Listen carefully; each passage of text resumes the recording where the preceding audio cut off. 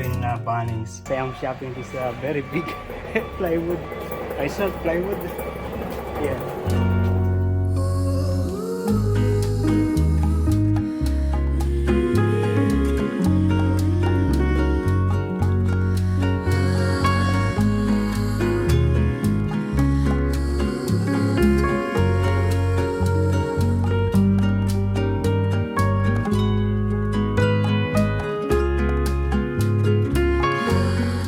Or this one, instant nails. Yeah, so much choices, very overwhelming. Oh, now I understand. So basically it's written there, mirror, metal and glass. And I am actually keep on coming back inside to get some more things like this one. And you notice that custom wood is exactly the length of the car. Because this will be the base also of the everything, like the table, the bed. I forgot about this wind deflector. I'm going to install it now. Make sure the surface is very clean and then remove a little portion of this here. Not totally, just like that.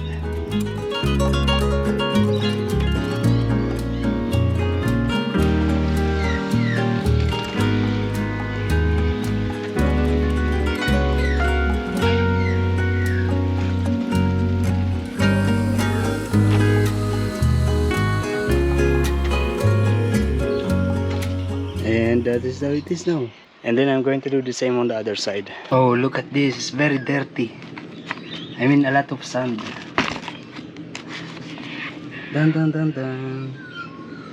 Yeah, it's normal.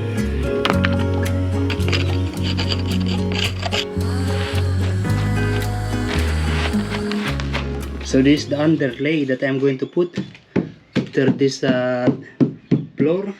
So basically this floor, and then this, and then this, and then the main floor. After the main floor is the vinyl floor.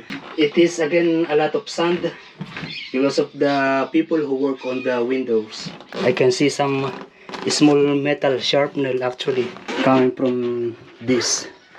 Yeah, look at that, you see? That's dangerous. Should throw it in the garbage. Yeah, not good to wipe it on the ground because yeah, dangerous for the tire. I found this much of sharpener and there are a little bit more. And you know, I'm doing this without any plan. Yeah, but I can do it. So my main purpose today or in the coming days is to do the flooring.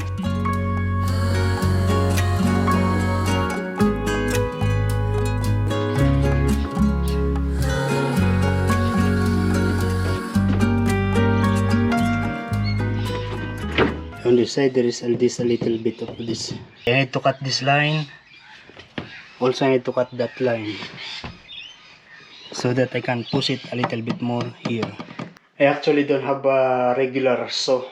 I have only this one, but this one is electric and there is no electrical outlet outside. Because of that I'm going to use the bread knife. The time now is 11 o'clock and so I'm going to place it first. I'm going to glue it here first.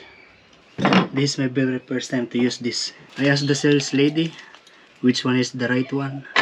I was about to get the small one, the short one. He said, oh, not that one, that's very small.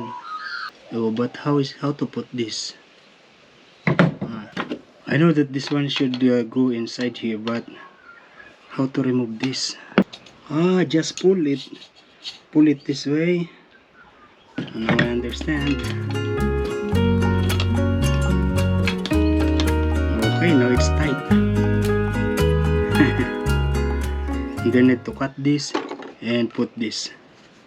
Yeah, I think that is how it works. Yeah, this is stronger for longer, all weather for wet and dry timber. Timber, pasteboard, MDF, particle board, masonry, concrete, tiles and ceramic metals, and many more.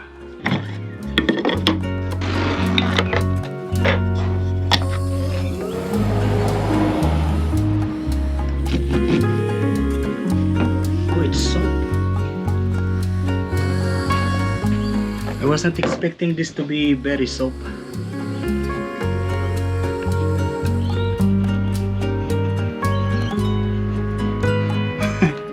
It's very satisfying.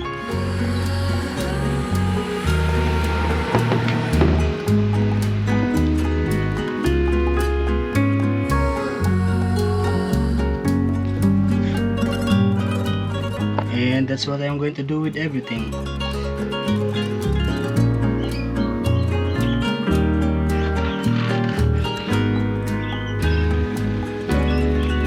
These I'm going to put more.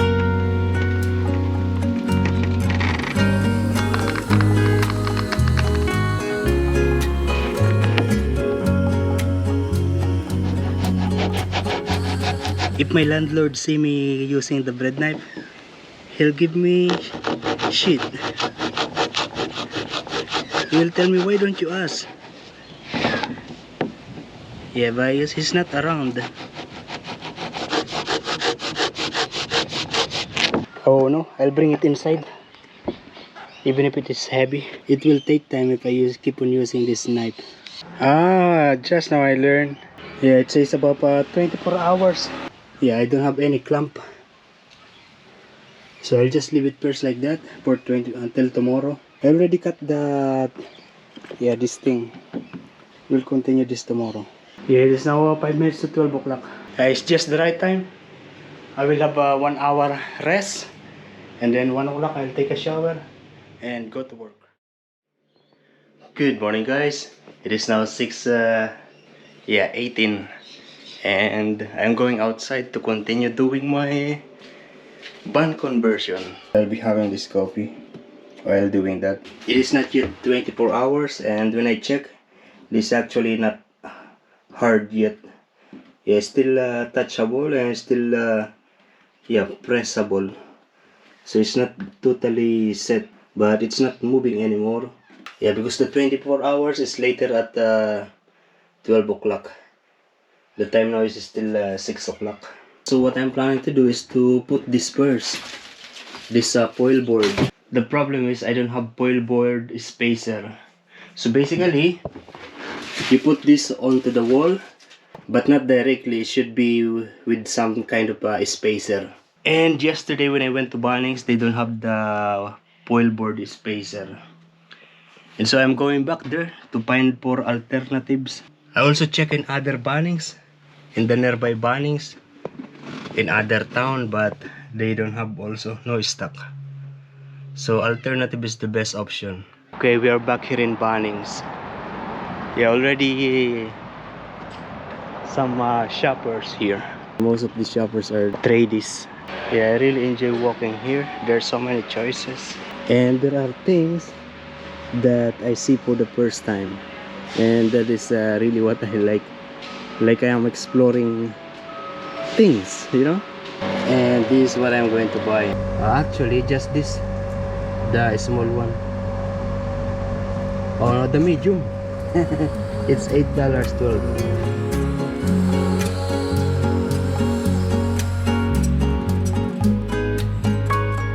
Hey, there is one big mosquito that is able to get inside here.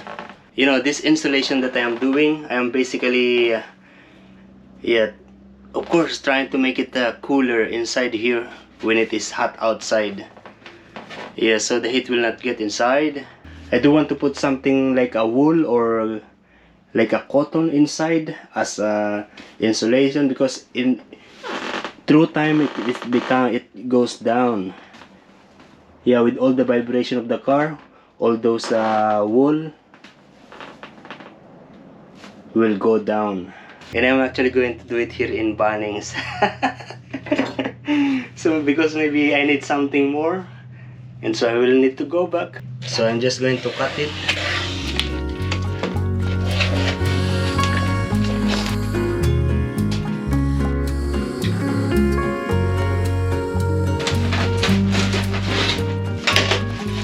Okay, cut.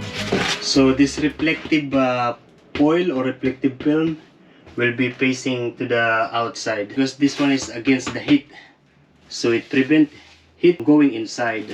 You know, it's really tiring to be sitting like this while doing something. Yeah, It's really pain in here. And inside the put, I'm going to check if they have like a short stool inside the bunnings.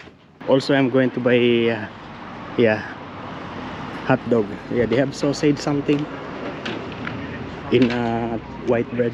Yeah, this is a step stool, but yeah, the purpose is just going to be just a step stool. Yeah, and it's $10. No, I'm not going to take that. I'm going to buy some other things. I'm going to get something like this instead. Yeah, because this one can be a container and can be a seat also, like this. But this is not even. So maybe this one.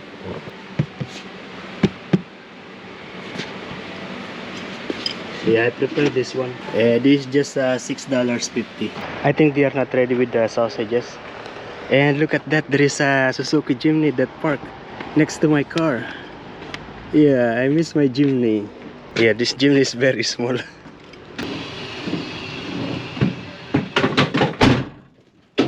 Okay,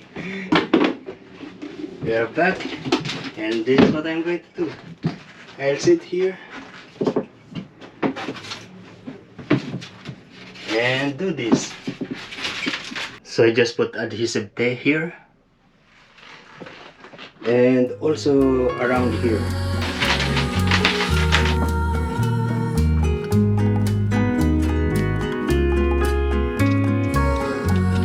And I'm going to leave it as it is. Yeah, messy. Yeah, I already took a shower and it is now already 1 o'clock. I'm actually feeling lazy to reheat the sinigang that I cooked 2 nights ago. Yeah, instead I'm going to KFC. I still have 1 hour to start my duty, but yeah, I'm going to KFC. I have my uniform. Actually, no. That is going to be $13.